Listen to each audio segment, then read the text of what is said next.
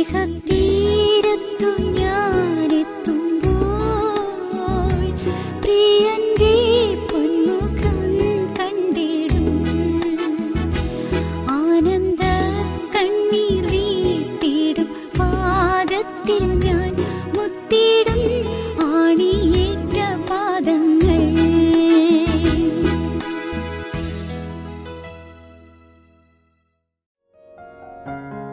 ഞങ്ങളും ക്രൂശിക്കപ്പെട്ട ക്രിസ്തുവിനെ പ്രസംഗിക്കുന്നു. ഏഴാമത്തെ കാര്യം, ദൈവത്തിന് സ്തോത്രം, അത് വളരെ സങ്കടകരമായി പോയി. അബ്രഹാമിൻ്റെ സഹോദരനായ ലോത്തിനെ നഷ്ടപ്പെട്ടു. അവിടെ പോയതോടുകൂടി ലോത്തുമായുള്ള ബന്ധം നഷ്ടപ്പെട്ടതോടുകൂടി ലോത്ത് തന്നെ ആത്മാവിൽ നഷ്ടപ്പെട്ടു. ലോത്ത് തന്നെ അബ്രഹാമിന് കൈമോശം വന്നുപോയി. അബ്രഹാമിന് ഒരിക്കലും സംഭവിക്കരുതായിരുന്നു. സഹോദരങ്ങളെ, നാം മൂലം ഒരാത്മാവ് നഷ്ടപ്പെടരുത്. നാം മൂലം ഒരാത്മാവ് അവിശ്വാസിയായി തിരഞ്ഞെടുവരരുത്. നമ്മുടെ ഒരു വാക്ക് മൂലം, നമ്മുടെ ഒരു ചെയ്തി മൂലം, നമ്മുടെ ഒരു നോട്ടം മൂലം ഒരാത്മാവിന് കേടുവരരുത്. ഓർത്തുകൊള്ളുക. കഴിവുള്ളിടത്തോളം ഉപകാരം ചെയ്തു കൊള്ളുക. സാധിക്കുന്നിടത്തോളം ഉപകാരം ചെയ്തു കൊള്ളുക. എത്രത്തോളം സഹായിക്കാമോ അത്രത്തോളം സഹായിച്ചു കൊള്ളുക. പ്രിയപ്പെട്ടവരെ, നാം മൂലം ഒരു തെറ്റായ ഒരു ചിന്താഗതി വരാനിടവരരുത്, തെറ്റായ നഷ്ടം വരാനിടവരരുത്, തെറ്റായ ഒരു വഴിയിലേക്ക് നമ്മുടെ പ്രിയപ്പെട്ടവർ പോകാനിടവരരുത്. നിങ്ങളുടെ മക്കൾ പോകുന്നത് എങ്ങോട്ടാണ് നിങ്ങൾ ചിന്തിച്ചിട്ടുണ്ടോ? നാനാദേശങ്ങളിൽ നിന്ന് നമ്മുടെ ടി വിയിലെ പ്രസംഗം കേട്ടതിന് ശേഷം പലരും വിളിക്കുന്നു, സാറേ ഒന്ന് പ്രാർത്ഥിക്കണം, എൻ്റെ മോൾക്ക് വേണ്ടി ഒന്ന് പ്രാർത്ഥിക്കണം. ചില അമ്മമാർ വിളിച്ച് പറയുന്നു, കരഞ്ഞുകൊണ്ടാണ് പറയുന്നത്. ചില അപ്പന്മാർ വിളിച്ച് പറയുന്നു, സഹോദരങ്ങളെ നിങ്ങളുടെ മക്കൾ എങ്ങോട്ട് പോകുന്നു? മക്കൾ നാശത്തിലേക്ക് പോകുന്നു. മക്കൾ നാശത്തിലേക്ക് പോകുന്നെങ്കിൽ അതിന് ഉത്തരവാദിത്വം മാതാപിതാക്കൾക്കുണ്ട് എന്ന് ഞാൻ വിനയപൂർവ്വം നിങ്ങൾ അറിയിക്കട്ടെ. മക്കൾ നാശത്തിലേക്ക് പോകുന്നെങ്കിൽ അതിനുള്ള ഉത്തരവാദിത്വം നിങ്ങളുടെ തലമേലിരിക്കുകയാണ്. ചൈനയിൽ ഒരു സംഭവം ഉണ്ടായി. ചൈനയിൽ ഒരു വീട്, ആ വീട്ടിൽ വലിയ വഴക്ക്, എന്നും കേൾക്കാൻ വലിയ വഴക്ക്. ഭാര്യയും ഭർത്താവും തമ്മിൽ വലിയ വഴക്കാണ്, വലിയ ബഹളമാണ്, വല്ല ഒച്ചപ്പാടാണ്. ഒരു ദിവസം അയൽവക്കക്കാർ കൂടി അവർ തീരുമാനിച്ചു, എന്നും ഈ ബഹളം കേൾക്കാൻ. ഉറക്കത്തിൽ പോലും ശല്യം വരുന്നു, ഭയങ്കര ബഹളമാണ്, ഭാര്യയും തമ്മിലുള്ള വഴക്ക്. അത് അടുത്ത വീടുകളിലൊക്കെ കേൾക്കാം, അടുത്തടുത്ത വീടുകളാണ്. അവർ തീരുമാനിച്ചു, അവർ കോടതിയിൽ കേസ് കൊടുത്തു, മജിസ്ട്രേറ്റിൻ്റെ അടുക്കൽ കേസ് കൊടുത്തു. ഞങ്ങൾക്ക് ഉറങ്ങാൻ പറ്റുന്നില്ല, എന്നും ശല്യം, വലിയ ശല്യമാണ്. മജിസ്ട്രേറ്റ് അവരെ വിളിച്ചു, ഭാര്യയും ഭർത്താവിനെയും വിളിച്ചു. ചോദിച്ചു, നിങ്ങളുടെ മാതാപിതാക്കളാരാണ്? അവർ ഇന്നടുത്ത് പാർക്കുന്ന ഇന്നവരാണ്. നിങ്ങളെ പഠിപ്പിച്ച സ്കൂളിൽ നിങ്ങളുടെ അധ്യാപകരാരാണ്? ഇന്ന സ്കൂളിലാണ് ഞങ്ങൾ പഠിച്ചത്, അവിടുത്തെ അധ്യാപകരവരാണ്. അധ്യാപകരെയും മാതാപിതാക്കളെയും വിളിച്ചു വരുത്തി. മജിസ്ട്രേറ്റ് അവർക്ക് ജയിൽ ശിക്ഷ വിധിച്ചു. നടന്ന കാര്യമാണ്. അധ്യാപകർക്കും മാതാപിതാക്കൾക്കും ജയിൽ ശിക്ഷ. കാരണം എന്താണ്? മക്കളെ ശരിയായി നടത്തിയില്ല. മക്കളെ ശരിയായി നടത്തിയിരുന്നെങ്കിൽ മക്കളിപ്പോൾ പ്രായമായപ്പോൾ വഴക്കടിക്കില്ലായിരുന്നു. അവർക്ക് ധാർമ്മിക മൂല്യങ്ങൾ കൊടുത്തില്ല, സനാതന മൂല്യങ്ങൾ കൊടുത്തില്ല, അവർക്ക് സാൻമാർഗീയ മൂല്യങ്ങൾ കൊടുത്തില്ല. ഓർക്കൂ, ഇതൊരു മുന്നറിയിപ്പാണ്. നിങ്ങളുടെ മക്കളെ നേർവഴിക്ക് നടത്തിക്കൊള്ളുക. മക്കളെ ശാസിച്ചും ശിക്ഷിച്ചും വളർത്തിക്കൊള്ളുക. സംശയിക്കേണ്ട. മക്കളെ കർശനമായി നിയന്ത്രിച്ചു കൊള്ളുക. മക്കളെ നിങ്ങൾ സ്നേഹിക്കണം. സ്നേഹം കൊണ്ട് നിങ്ങൾ പൊതിയണം, സ്നേഹം കൊണ്ട് നിങ്ങൾ നിറയ്ക്കണം. പക്ഷേ അവരെ നിങ്ങൾ ശാസിക്കേണ്ടടുത്ത് ശാസിക്കണം, നിങ്ങൾ ശിക്ഷിക്കേണ്ടടുത്ത് ശിക്ഷിക്കണം. ദൈവത്തിന് സ്തോത്രം. സ്നേഹിതരെ പറയട്ടെ, 7 അനർത്ഥങ്ങളുണ്ടായി, 7 നഷ്ടങ്ങളുണ്ടായി. അബ്രഹാം എന്തു ചെയ്തു? അബ്രഹാം കരഞ്ഞു.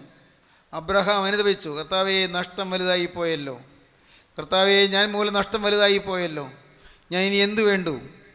അബ്രഹാം വേറൊന്നും ചെയ്തില്ല. അബ്രഹാം തിരികെ യാത്ര ചെയ്തു. ഈജിപ്തിലേക്ക് ഇറങ്ങിപ്പോയി അബ്രഹാം തിരികെ യാത്ര ചെയ്തു.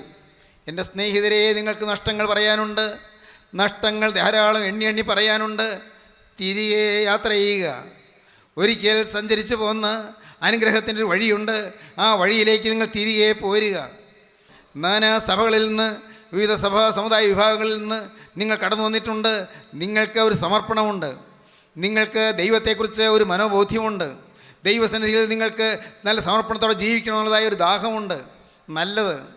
എന്നാൽ നിങ്ങൾ ആരെല്ലാം വഴിതെറ്റിപ്പോയിട്ടുണ്ട്, തെറ്റായ ദിശയിലൂടെ യാത്ര ചെയ്തിട്ടുണ്ട്, തെറ്റായ വഴിയിലേക്ക് പോയിട്ടുണ്ട്, പാപത്തിൽ വീണു പോയിട്ടുണ്ട്, അരുതായികൾ സംഭവിച്ചു പോയിട്ടുണ്ട്, ഹോളിനെസ് നഷ്ടപ്പെടുത്തിയിട്ടുണ്ട്, വിശുദ്ധി നഷ്ടപ്പെടുത്തിയിട്ടുണ്ട്, തെറ്റായ കാര്യങ്ങളിൽ തീരുമാനം എടുത്തു പോയിട്ടുണ്ട്.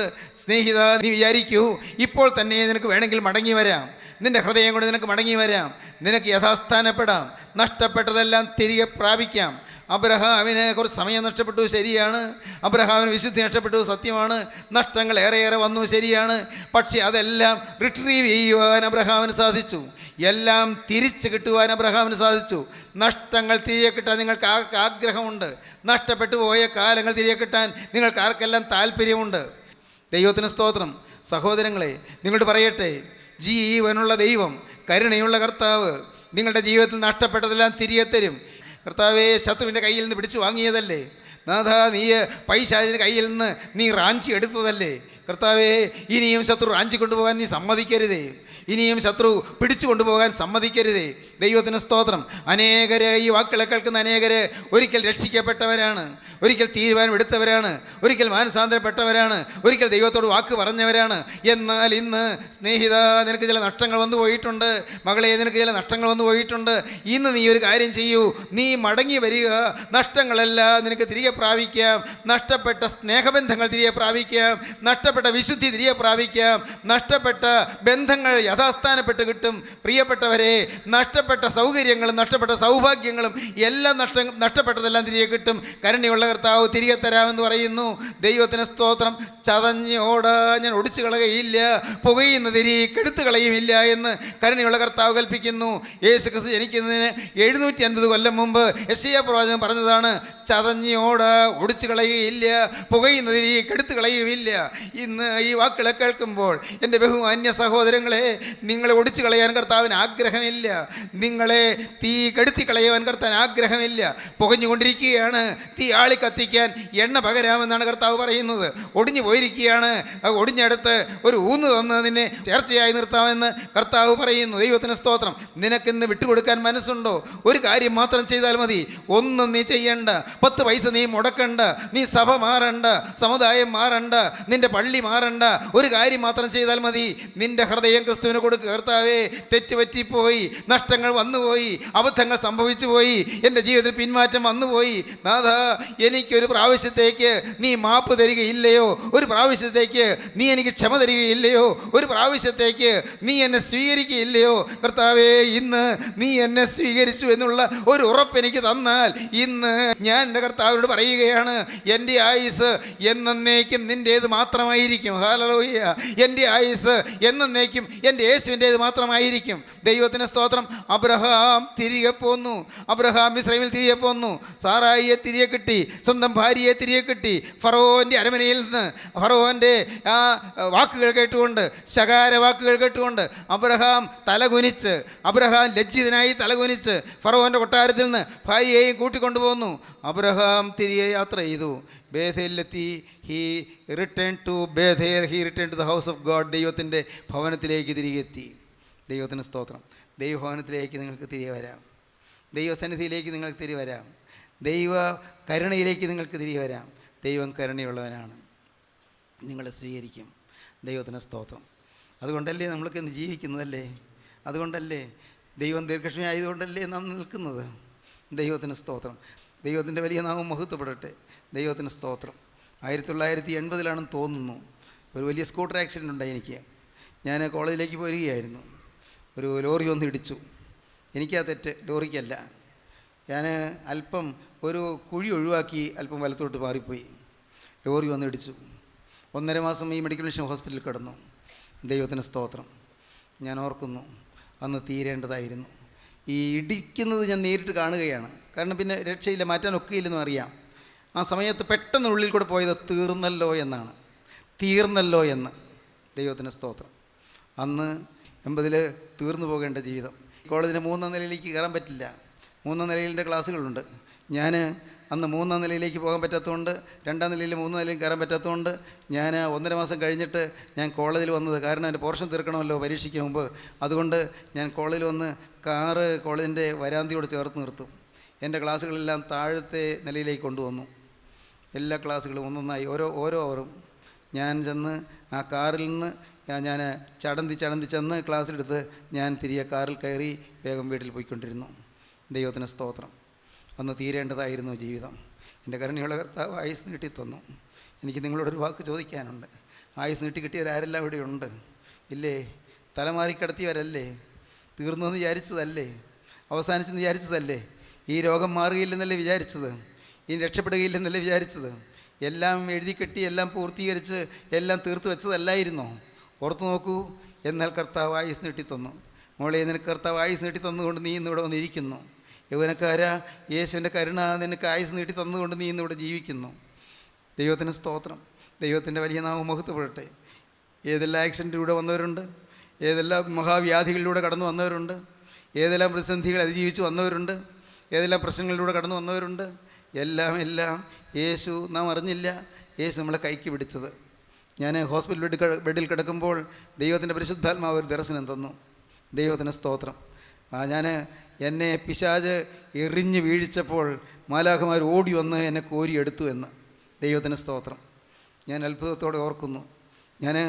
അത് നിങ്ങളോട് പറയുമ്പോൾ ഞാൻ നിങ്ങളോട് ഒരു വാക്ക് ചോദിക്കുകയാണ്. മാലാഖമാർ കോരിയെടുത്ത കാര്യം നിങ്ങളറിഞ്ഞോ? നിങ്ങളെ രക്ഷിച്ചത് നിങ്ങളറിഞ്ഞോ? നിങ്ങളിന്ന് ജീവിക്കുന്നത് ഒരു അത്ഭുതമല്ലേ? ഒന്ന് ഓർത്തു നോക്കൂ. ദൈവത്തോട് നന്ദിയുള്ളവനാകുക. യഹോവ എനിക്ക് ചെയ്ത സകല ഉപകാരങ്ങൾക്കും ഞാൻ എന്ത് പകരം കൊടുക്കും? ഞാൻ രക്ഷയുടെ പാനപാത്രം എടുത്ത് യഹോവയുടെ നാമം വിളിച്ചപേക്ഷിക്കും. സ്നേഹിതരെ, ബൈപ്പാസ് സർജറി കഴിഞ്ഞവരിയ്ക്കുന്നില്ലേ? രോഗം മാറിയവരോട് ഇരിക്കുന്നില്ലേ? ദൈവത്തിന് സ്തോത്രം. കരുണയുള്ള കർത്താവ് നിങ്ങൾക്ക് ആയുസ് നീട്ടിത്തന്നു. കർത്താവ് നിങ്ങൾക്ക് അവസരം തന്നു. കർത്താവ് നിങ്ങളെ സ്നേഹിച്ചു. നഷ്ടപ്പെട്ടതെല്ലാം ഇന്ന് തിരികെ തരാമെന്ന് പറഞ്ഞ്, നഷ്ടപ്പെട്ട് ലാപ്സായിപ്പോയ പാഴായിപ്പോയ കാലങ്ങൾ മടക്കിത്തരാമെന്ന് പറഞ്ഞ് ഇന്ന് കർത്താവ് നിങ്ങളുടെ അരികത്തേക്ക് വന്നിരിക്കുകയാണ്. കാരണം കർത്താവ് പറയുന്നു, മോനെ, നീ മടങ്ങി വന്നാൽ മാത്രം മതി. നിനക്ക് ഇനി എന്താണ് ചെയ്യേണ്ടതെന്ന് ഞാൻ പറഞ്ഞു തരാമെന്ന് പറയുന്നു. നമുക്ക് വായിക്കാം ഉൽപ്പത്തി പുസ്തകം 13-ാം അധ്യായത്തിൻ്റെ ആദ്യവാക്യങ്ങൾ. ഇങ്ങനെ അബ്രാമും ഭാര്യയും അവനുള്ളതൊക്കെയും അവനോടുകൂടെ ലോത്തും മിസ്രയീമിൽ നിന്ന് പുറപ്പെട്ട് തെക്കേ ദേശത്ത് വന്നു. കന്നുകാലി, വെള്ളി, പൊന്ന് ഈ വകയിൽ അബ്രാം ബഹുസമ്പന്നനായിരുന്നു. അവൻ തൻ്റെ യാത്രയിൽ തെക്ക് നിന്ന് ബേഥേൽ വരെയും ബേഥേലിനും ഹായിക്കും മധ്യേ തനിക്ക് ആദിയിൽ കൂടാരമുണ്ടായിരുന്നതും താൻ ആദിയിൽ ഉണ്ടാക്കിയ യാഗപീഠം ഇരുന്നതുമായ സ്ഥലം വരെയും ചെന്നു. അവിടെ അബ്രാം യഹോവയുടെ നാമത്തിൽ ആരാധിച്ചു. ദൈവത്തിന് സ്തോത്രം. അബ്രഹാം യാഗപീഠ വിരുന്നിടത്ത് വന്നു. അബ്രഹാം ദൈവത്തെ ആരാധിച്ചു. രണ്ട് കാര്യങ്ങൾ. ഒന്ന് യാഗപീഠം, യാഗം. രണ്ട് ആരാധന. രണ്ടും ഒന്ന് തന്നെ. യാഗപീഠം പണിതു, യാഗപീഠ വിരുന്നിടത്ത് വന്നു, യാഗപീഠത്തിൽ ആരാധന കഴിച്ചു, യാഗമർപ്പിച്ചു. ദൈവത്തിന് സ്തോത്രം. എന്താണ് നിങ്ങൾക്ക് മനസ്സിലായത്? യഥാസ്ഥാനപ്പെടണമെങ്കിൽ നിങ്ങളൊരു യാഗം നടത്തണം. നിങ്ങൾ യാഗത്തിന് തയ്യാറാകണം. എന്താണ് യാഗം? 50-ാം സങ്കീർത്തനം 1-ാമത്തെ വാക്യം മുതൽ 5-ാമത്തെ വാക്യം വരെയും വായിക്കാം. ദൈവം യഹോവയായ ദൈവം അരുളി ചെയ്തു, സൂര്യൻ്റെ ഉദയം മുതൽ അസ്തമയം വരെ ഭൂമിയെ വിളിക്കുന്നു. സൗന്ദര്യത്തിൻ്റെ പൂർണ്ണതയായ സിയോനിൽ നിന്ന് ദൈവം പ്രകാശിക്കുന്നു. നമ്മുടെ ദൈവം വരുന്നു, മൗനമായിരിക്കയില്ല. അവൻ്റെ മുമ്പിൽ തീ ദഹിപ്പിക്കുന്നു. അവൻ്റെ ചുറ്റും വലിയൊരു കൊടുങ്കാറ്റടിക്കുന്നു. തൻ്റെ ജനത്തെ ന്യായം വിധിക്കേണ്ടതിന് അവൻ മേലിൽ നിന്ന് ആകാശത്തെയും ഭൂമിയെയും വിളിക്കുന്നു.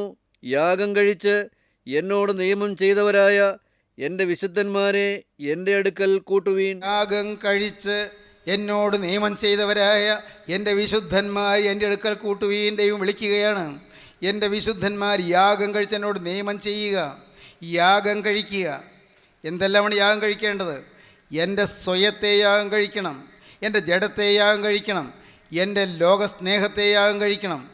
ലോകം, ജഡം, സ്വയം. എൻ്റെ ലോകസ്നേഹത്തെ യാഗം കഴിക്കണം, എൻ്റെ ജഡ സ്വഭാവത്തെ യാഗം കഴിക്കണം, എൻ്റെ പഴയ മനുഷ്യൻ്റെ സ്വഭാവത്തെ യാഗം കഴിക്കണം, എൻ്റെ സ്വയം, എൻ്റെ ഇഗോ, എൻ്റെ സെൽഫ്, എൻ്റെ സ്വയത്തെ യാഗം കഴിക്കണം. യാഗം കഴിച്ച് എന്നോട് നിയമം ചെയ്തവരായ എൻ്റെ വിശുദ്ധന്മാരെ എൻ്റെ അടുക്കൽ കൂട്ടുവീൻ. ദൈവസന്നിധിയിലേക്ക് നിങ്ങൾക്ക് വരണമെങ്കിൽ, കൂടി വരണമെങ്കിൽ, നിങ്ങൾക്ക് യഥാസ്ഥാനപ്പെടണമെങ്കിൽ, നഷ്ടപ്പെട്ട സൗഭാഗ്യങ്ങൾ മടങ്ങിക്കിട്ടണമെങ്കിൽ യാഗം കഴിക്കാൻ തയ്യാറാകണം. യാഗം കഴിക്കുക, തന്നെ ത്യജിക്കുക. എങ്ങനെ? യേശുക്രിസ്തു തന്നെ യാഗമായി അർപ്പിച്ചതുപോലെ, യേശുക്രിസ്തു ക്രൂശിൽ തന്നെ അർപ്പണം ചെയ്തതുപോലെ, യേശുക്രിസ്തു മുഴുവനായി തന്നെ കുരിശിൽ അർപ്പിച്ചതുപോലെ ഞാൻ എന്നെ മുഴുവനായി കുരിശിങ്കൽ അർപ്പിക്കണം.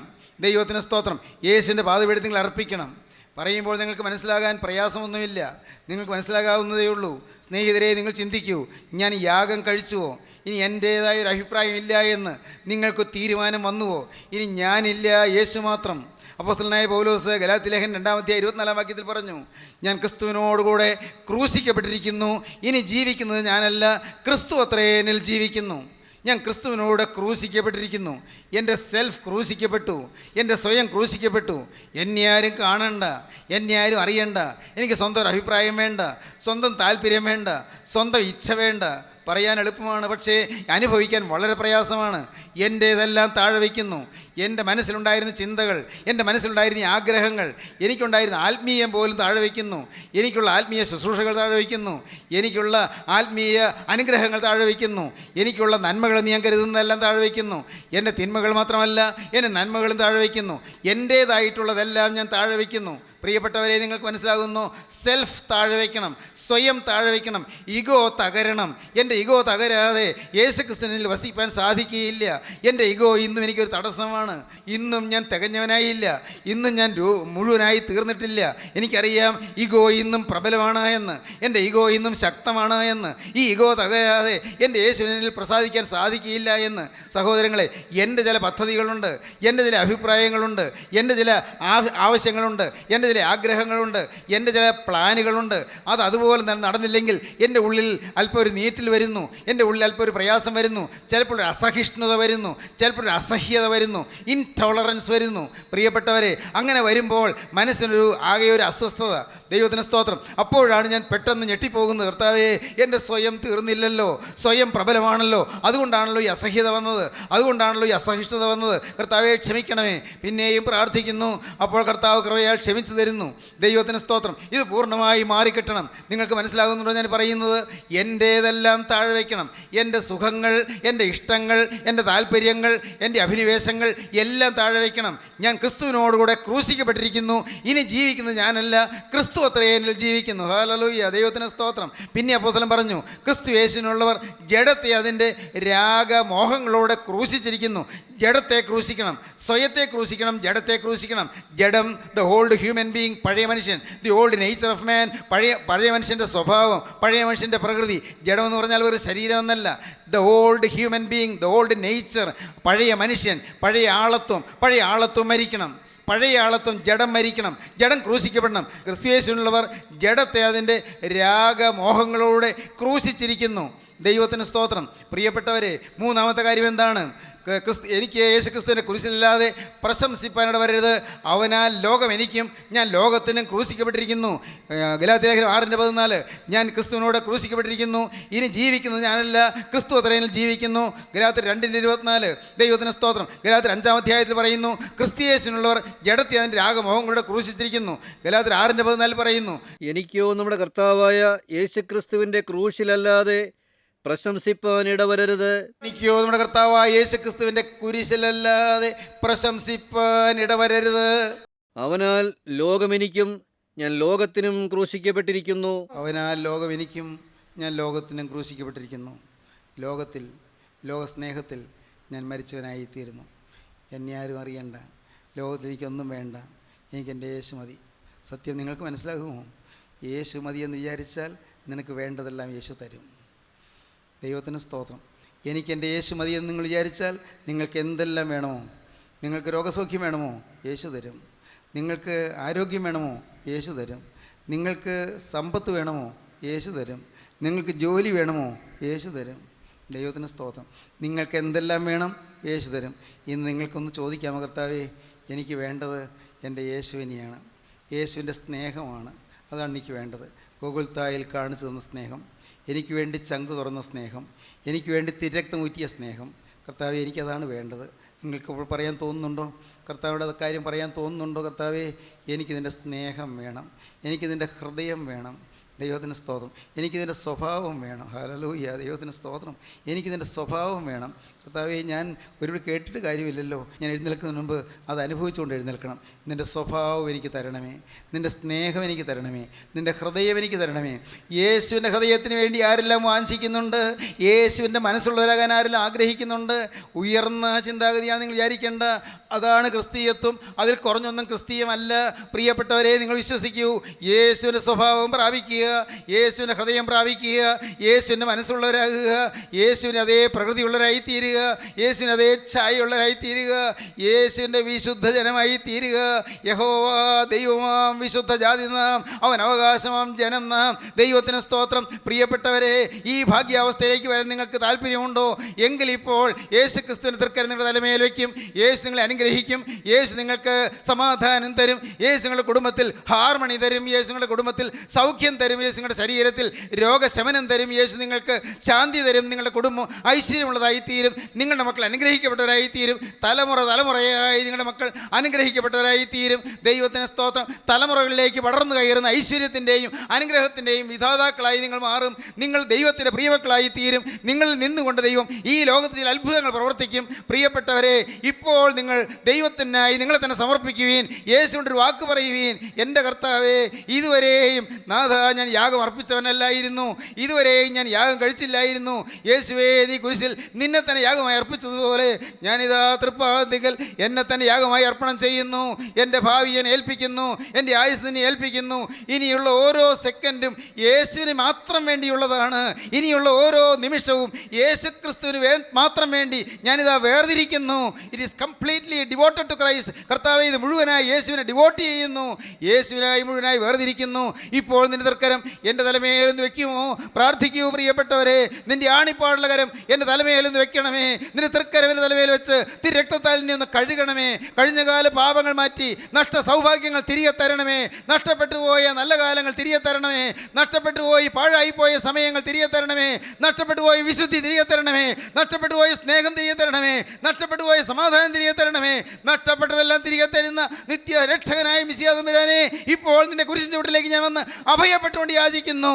നാഥ, എൻ്റെ മേൽ തൃക്കരം വയ്ക്കണമേ. നമുക്ക് സമർപ്പിക്കാം, നമുക്ക് പ്രാർത്ഥിക്കാം, നമുക്ക് തീരുമാനമെടുക്കാം. യേശുവേ, ഈ നിമിഷം മുതൽ ഞാൻ നിൻ്റെ വക. നമുക്ക് സമർപ്പിക്കാം. കരുണയുള്ള കർത്താവേ, ഈ മനോഹരമായ സമയത്തിനായി സ്തോത്രം. തിരുവചനങ്ങൾക്കായി സ്തോത്രം. എല്ലാവരെയും തൊട്ടതിനായി സ്തോത്രം. എല്ലാവരെയും തലോടിയതിനായി സ്തോത്രം. സൗഖ്യദായകനായ ക്രിസ്തുവിൻ്റെ അരുമകരം കർത്താവെ രോഗിയുടെ മേൽ വെച്ചതിനായി സ്തോത്രം. സൗഖ്യം പകർന്നതിനായി സ്തോത്രം. എല്ലാവരെയും അനുഗ്രഹിച്ചതിനായി സ്തോത്രം. മഹത്വം മറുക്കപ്പെട്ട കുഞ്ഞാടിന് മാത്രം. യേശുവിൻ നാമത്തിൽ തന്നെ. ആമീൻ. ഹല്ലേലൂയ.